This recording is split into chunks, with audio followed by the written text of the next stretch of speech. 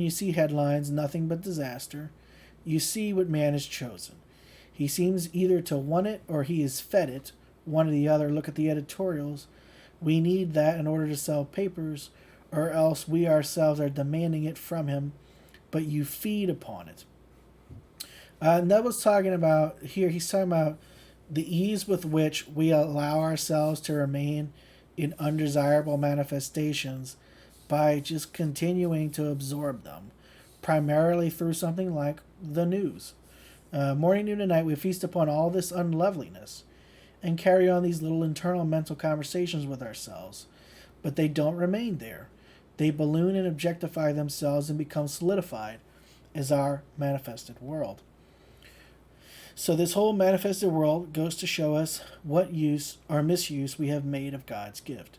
And God's gift is your mind and your speech. It's not your outer speech, for we know how deceptive that is. You see it morning, noon, and night. A salesman goes in and he is trained to deceive the buyer. The advertiser is trained to deceive the buyer. And everything is on the outside. God sees only the inside. Man sees the outer appearance and God sees the inner man.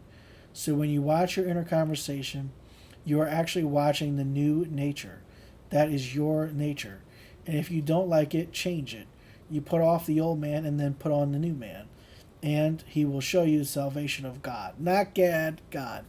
Then the whole thing will unfold within you.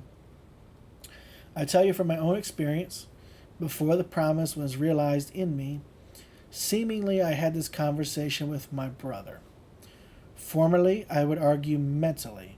We were 5,000 miles apart, and I needed money at that time. And when I found myself arguing with him, I broke it. Tore that entire record up.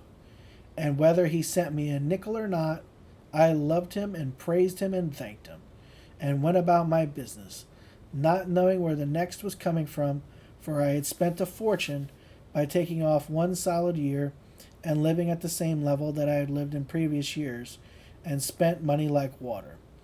Then came that moment I needed money, and inwardly I carried on a conversation with him, and I thought that's a stupid thing to do. So I broke that record, and then I carried on the most glorious conversation with him, like two lovers, because I do love him and he loves me. And I changed that old man into the new man by changing my conversation with him. Do you know, in no time flat, unasked, a very large, wonderful check came to me, and no request. I didn't appeal at all. I was taking it out on the one I loved, because I myself had spent the money like a drunken sailor. This is Neville's own personal prodigal son, though in this case, the prodigal brother's story. And then here inwardly, I am arguing with my brother.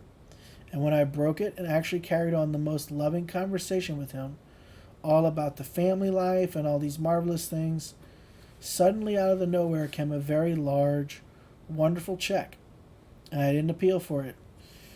So I'm telling you, so if there's someone in your life that you've been arguing like this, and you have this like resentment towards them, and you keep carrying on these sort of conversations, anytime, anytime, you can stop doing that.